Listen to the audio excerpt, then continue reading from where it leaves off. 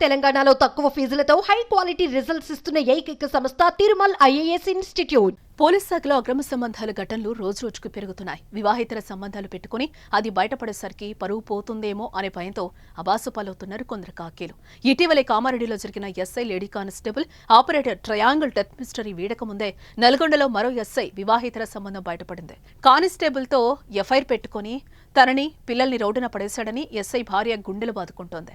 నల్గొండ జిల్లాలో మహేందర్ అనే వ్యక్తి టాస్క్ ఫోర్స్ అధికారిగా విధులు నిర్వహిస్తున్నాడు. అయితే మహేందర్ కొన్ని రోజులుగా ఎక్సైజ్ కానిస్టేబుల్ వసంతతో వివాహితర సంబంధం కొనసాగిస్తూ ఉన్నాడు. విషయం తెలుసుకున్న భార్య మహేందర్ని రెడ్ హ్యాండెడ్ గా పట్టుకుంది. భర్త విషయంలో కానిస్టేబుల్ వసంతను వారించే ప్రయత్నం చేసినట్లుగా తెలుస్తోంది. వీరిద్దరి కాల్ రికార్డ్స్ ప్రస్తుతం వైరల్ గా మారాయి. మరోవైపు భర్తపై ఉన్నతాధికారులకు ఫిర్యాదు చేసింది ఎస్ఐ భార్య. కానిస్టేబుల్ మోజులో పడి తనను ఇద్దరు పిల్లల్ని రోడ్డున పడేశాడని ఎస్ఐ భార్య ఆవేదన వ్యక్తం చేసింది. నా కాల్స్ వచ్చినాయి. ఆ కాల్ నుంచి నేను కాల్ బ్యాక్ చేశాను. ఇంట్లో నుంచి ఎందుకు చేయాలి? ఇవాళ చేసినావు ఎందుకు? ఈ రోజు బ్యాలెన్స్ కాబట్టి ఈ రోజు చేసిన. నేను ఎవరు సత్తాయించను. ఎందుకంటే మీ ఆయనకి ఏం తెలియక కాదు, నాకు ఏం తెలియక కాదు. నేను ఇక్కడ అన్ని తెలిసే చేసిన, ఆయన అన్ని అక్కడ తెలిసే చేసిండు.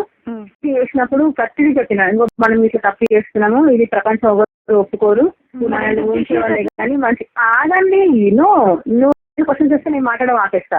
చెప్పు మరి.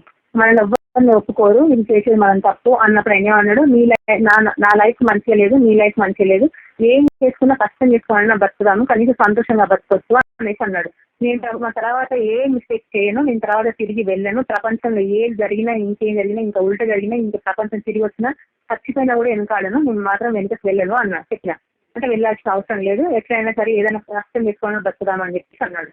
ఈయన చెప్పిన, ఇక్కడ ఆయన చెప్పిన, ఆయనకి చెప్పిన.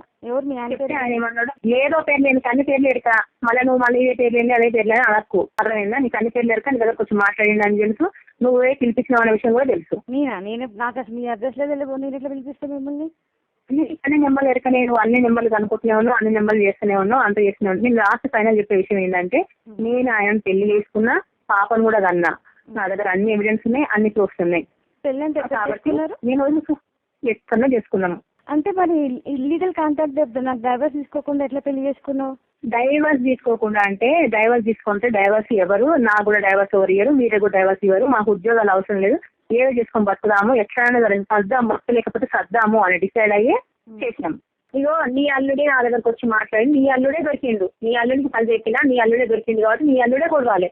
నువ్వు తెలియడానికి నీకు ఇంత ధైర్యం ఉంటే మరి ఫస్ట్ పెళ్లి చేసుకునే దానికి ఎంత ఉండాలి?